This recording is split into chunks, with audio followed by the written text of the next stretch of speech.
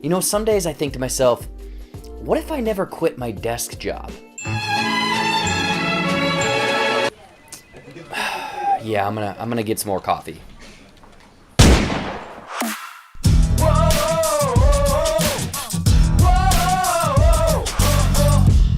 What's going on, everybody? Welcome back to JBuck Studios, your home for reviews, reactions, and of course, ridiculousness. And we're talking about a brand new Marvel series, the first 3 episodes that I was very much looking forward to, called What If. Marvel's What If is reimagining noteworthy events in the MCU and creating a multiverse of infinite possibilities. So is this What If series expanding the multiverse but feels so good to get variants essentially of these characters?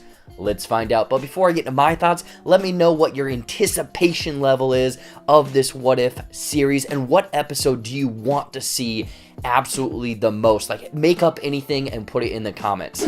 Now, let's get into some of the good. So here we go, people. What If Marvel series, spoiler free, so no worries there. This is the first 3 episodes that I have seen, and the thing that I'm loving the most is essentially the feel, the structure, how these episodes are really set up. I mean, they're around 30 minutes each, but it's kind of an opening of this adventure of the week, after school kind of cartoon, a hint of a little bit of Black Mirror, a little bit of Twilight Zone-esque, because Jeffrey Wright is the narrator or the watcher, essentially, watching how each of these different stories plays out in all of these different universes and whatnot. And they do a great job of really kind of introducing, like, hey, remember this story beat from this story that we've already seen? Well, what if this happened? And then boom, we get into the episode. So kind of each episode has like a 2 to 3 minute kind of setup of remember this, now this. But the creativity that they brought to these first 3 episodes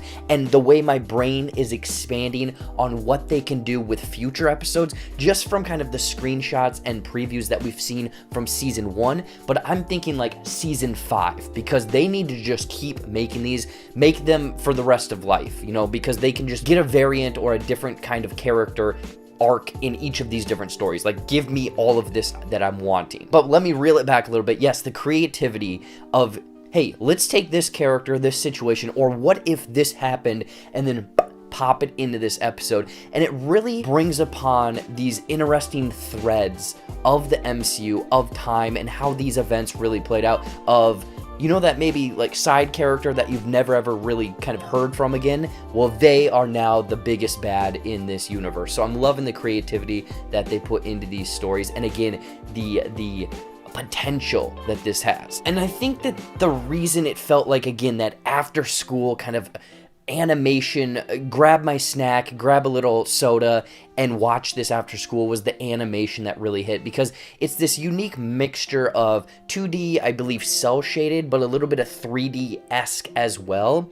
But then also, the one thing that caught my eye was every now and then a character's expression of whether they were punching someone, getting punched, or an explosion or a surprise. The look on their face had a hint of like Pixar animation of how the characters really reacted. And I'm not saying that this is on the level of Pixar. This is obviously way out there, different animation, but there's a hint of that blended in with this like gorgeous, out there, unique, cel-shaded animation here. So I thought the animation very much works for what the characters are doing, and each of these characters really flows well. Like, the animation is smooth and whatnot, and then also adding almost personality to these characters is obviously the voice cast. And I will say, they did not bring back or were able to get every single actor or actress that played that character in live action here in the animation What If series. It's about 50-50 so far in these first 3 episodes, but I'm loving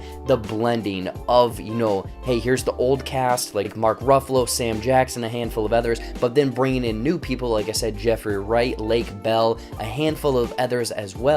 And I think that they give those characters personality. They almost take what they are in the main MCU live action, but then spin them a little bit and give them their own personality. So I was on board for the new or unique kind of takes that these voice actors and voice cast took to these characters. The one that very much got me emotional, that I'm sure everyone will get emotional, I'm not going to say what week episode it is, but it's the Chadwick Boseman episode, because hearing him as the character once again is just kind of, it hits you right here. And then just rounding it out with, again, the sprinkles on top, making this What If series one of my favorites so far. I mean, I've said that before every one of these new series on Disney Plus, but I'm thinking that this one has less stakes, more creativity, and expanding things out. I think that they were able to really drop in the subtle amounts of humor. Like, there's good jokes here or there, and it very much plays into the world. Like, they're very much playing into what we think of the characters. A very small hint of, like, Robot Chicken-esque jokes here or there, not cutaways, but I really like the subtle humor that they were able to put into this while also maintaining kind of this serious course. And then the way each episode ends is a unique kind of twist, almost like a Twisted Metal Calypso twist of like, hey, yeah, it looks like this all turned out right, but what about this thing? And it almost, again, has this like darker Black Mirror twist of each episode where maybe hope is there and, you know, everyone's celebrating, but then there's like this dark essence looming in the future, which almost could set up future episodes. Again, no spoilers, but it could absolutely spin off into another What If with that.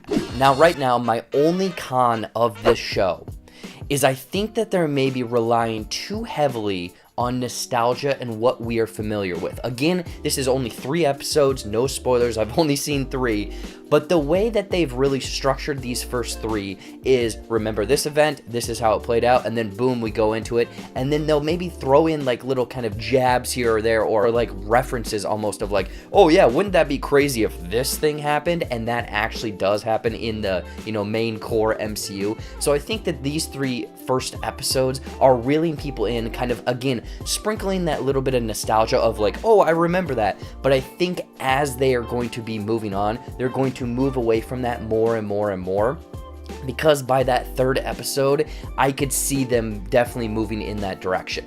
Overall, What If is this creative, out there, again, what if Marvel series, with it having creativity that I'm really loving, again, with the potential being out there. The animation is unique and gorgeous, the voice cast is hitting with subtle humor, and again, that kind of dark looming essence in the background, with a few nitpicks of nostalgia, which I'm sure is going to go away by mid-season. I cannot recommend What If higher. I loved these first 3 episodes. I actually watched them twice, and I'm going to be watching them night 1 when each one of these drops, but I cannot recommend this enough. Marvel fans, this is kind of a less stakes, more creative, sit down, enjoy it, and then find an episode that you maybe really like, and then go back and rewatch it, because again, it doesn't entirely matter in the overall MCU. In closing, I'm going to give Marvel's What If a 4.5 out of 5 Thanos Ant-Man exploding butts. So what did you all think of Marvel's What If? Did you like it? Did you hate it? Again, what episode, anything and everything out there do you want to see? Personally, I want to see Squirrel Girl get the Infinity Gauntlet. That is one of my top ones that I want to see. Give me that one, people. But anyways, though, let me know all of your thoughts and theories down in the comments below. Anyway, though, as always, thank you so much for watching. Watch some more videos up there or right over there. Every single week we're doing brand new stuff. For all of these What If series episodes, I'm going to try to stay up and edit my reaction and kind of breakdown of these, so stay tuned for those. Otherwise, follow all of my social media, including my TikTok. I'm doing crazy stuff over there. Go and follow me over there. Like this video, subscribe to the JBuck Studios channel, and until next time, we'll see you later.